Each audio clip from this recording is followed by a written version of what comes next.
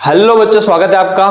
आज हम इस वीडियो में बात करने वाले कक्षा 12वीं में कूलाम के नियम का सदिश रूप। ठीक है, तो मैं यहाँ पे आपको बताने वाला हूँ कूलाम के नियम का सदिश रूप।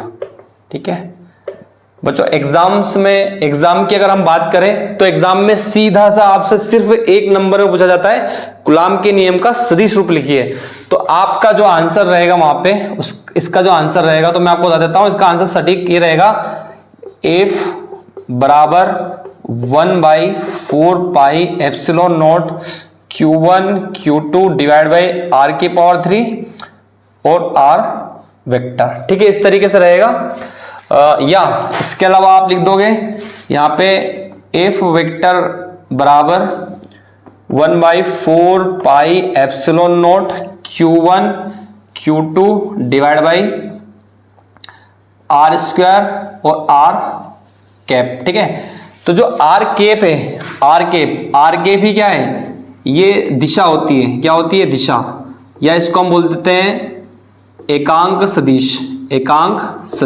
ठीक है, जैसे आपने क्लास 11 में पढ़ा होगा।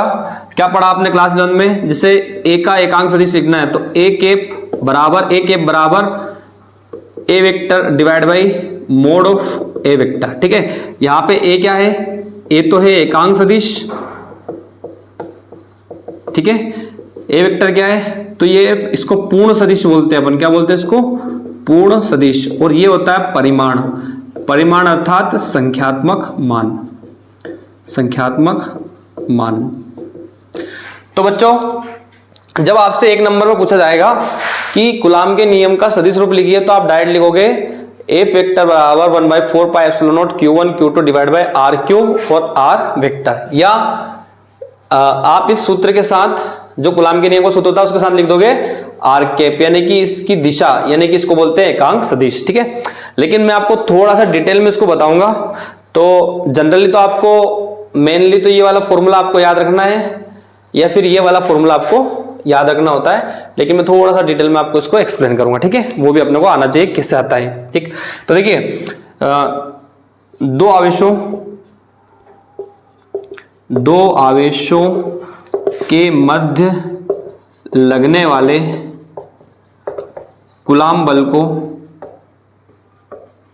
निम्न समीकरण द्वारा दर्शाया जाता है। ठीक है, निम्न समीकरण द्वारा दर्शाया जाता है। कौन सा समीकरण होता है? तो आप सीधा से लिखते हो F बराबर 1/4 पाई epsilon not Q1 Q2 divide by R square. किसको दर्शाया आपने? अगर एक आवेश Q1 है, दूसरा Q2 आवेश है, दोनों के बीच की जो दूरी है वो क्या है? तो दोनों के बीच की दूरी क्या है? R है ना, और R है। इन दोनों के बीच में, दोनों समान आवेश है, तो दोनों के बीच में एक प्रतिकर्षण बल कार्य करेगा। किस तरीके से करेगा? तो देखिए, जैसे Q2 है ना, आवेश Q2 है, तो Q2 पर बल लगेगा किसके कारण? 1 के कारण। तो ये बाहर की तरफ है ना, F21 किस पर बल? 2 पर बल है ना, आवेश नंबर 2 पर बल किसके कारण? 1 के कारण। ठीक है, इसी प्रकार से इस पर जब बल लगेगा तो बल लगेगा इसके ऊपर, ये लगेगा 1 के ऊपर किसके कारण? 2 के कारण। ठीक है, 1 के ऊपर बल लगेगा किसके कारण? 2 के कारण। तो इस तरीके से हम इसको दर्शाएंगे। साथ साथ हमें इसका विस्थापन सदिश भी दर्शाना है, जैसे 2-1। ठीक है, तो यहां से फोर्स आपका लग रहा है 2 पर, लग रहा है किसकी वजह से? 1 की वजह से। तो हम जाएंगे 2 से 1 की तरफ, तो विस्थापन सदिश यहां पे हो जाएगा। इसका जो विस्थापन सदिश है वो हो जाएगा 2 से 1 की ओर। विस्थापन सदिश क्या हो जाएगा? किधर से किधर जाना? कहां है? 2 पर जाना है। कहां जाना है? 2 पर। कहां से जाना है? 1 से, है ना। ये लिखने का तरीका होता है। तो विस्थापन सदिश जो होता है, मतलब ये दर्शा रहा है कि जो बल की दिशा है वो इस तरफ है, तो उसका विस्थापन सदिश भी क्या रहेगा? इस तरफ। मतलब बल की आवेश किस तरफ विस्थापित हो सकता है, तो बल जो है, यानी कि आवेश जो है विस्थापित होगा किस तरफ? Q2 की तरफ। ठीक है, इसी प्रकार से अगर हमें F12 का विस्थापन सदिश लिखना है, F12 का विस्थापन सदिश, तो कुछ इस तरीके से लिखेंगे हम, R12 है ना। जाना कहां है? जाना है 1 पर, और कहां से जाना है? 2 से जाना है। तो 1 पर जाना है और कहां से जाना है 2 से, तो विस्थापन सदिश हो जाएगा R12। ठीक है, तो ये आपका परिमाण निकालने का सूत्र है। दो आवेशों के मध्य दो आवेश जो r दूरी पर रखे, ये दूरी है, ये क्या है दूरी, और ये दोनों क्या है विस्थापन। ठीक है, एक विस्थापन है किसके लिए F12 के लिए, और एक विस्थापन है 21 के लिए, है ना।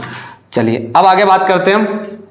तो ये क्या दर्शा है, दिशा दर्शा रहे हैं। तो दिशा दर्शाने के लिए हम क्या कर देते हैं, इसके साथ लिख देते हैं। अगर आपको बल कौन सा लिखना है 21, है ना, तो F21 इक्वल्स टू 1 बाई, देखो वेक्टर कब लगता है इस फॉर्मूले में, सदिश राशि है लेकिन इसमें वेक्टर कब लगेगा, जब आप उसकी दिशा बताओ। क्या बताओ आप, उसकी दिशा। ठीक है, तो F21 equals to 1 by 4 pi epsilon not Q1 Q2 divide by, ठीक है, R स्क्वायर।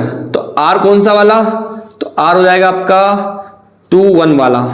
ठीक है, R21 स्क्वायर, ठीक है, इंटू R कैप 21 वाला, है ना। ये दिशा को निरूपित करता है, किसको निरूपित करता है, दिशा को। तो यही आपका सदिश रूप है, किसके लिए, ये F21 बल के लिए क्या है सदिश रूप। ठीक है, अगर आप इसका मान रख देते हो, इसका मान क्या बनेगा, तो मैंने यहाँ पे आपको एकांक सदिश में समझाया है कि अगर आपने लिखा R21 कैप, ये एकांक सदिश है, एकांक सदिश किसके बराबर हो जाएगा, इसके पूर्ण सदिश के बराबर R21 वेक्टर डिवाइड बाई इसका परिमाण क्या हो जाएगा, तो परिमाण हो जाएगा R21 और मोड के अंदर। ठीक है, तो यानी कि R कैप की वैल्यू क्या हो गई, R कैप की वैल्यू हो जाएगी ये।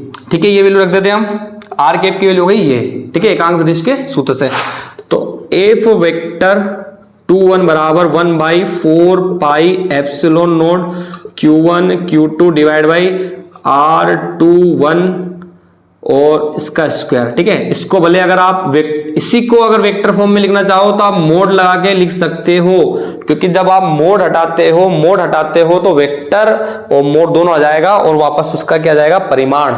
ये इसका परिमाण है और परिमाण निकालने का तरीका होता है मोड, यानी कि इसमें से जो बाहर आएगा वो वैल्यू रहेगी ये। ठीक है, तो ये तो इसको हम ऐसा लिख सकते हैं, आप चाहो तो ऐसा लिख दो या ऐसा लिख दो। ठीक है, ये क्या है परिमाण है, डॉट R कैप 21 इसका एकांक सदिश की वैल्यू है ये वाली। ठीक है, ये वैल्यू यहां पे रख देते हैं। तो R21 vector divide by R21 vector. ठीक है, देखिए यहां से इसकी पावर 2, इसकी पावर क्या है 1, तो हम इसको क्या लिख सकते हैं, हम इसको लिख सकते हैं F vector 21 equals to 1 by 4 pi epsilon naught, तो as it is Q1 Q2 divide by इन दोनों का क्या हो जाएगा क्यूब हो जाएगा, तो R21 क्यूब और मोड, और ऊपर क्या बचा इसका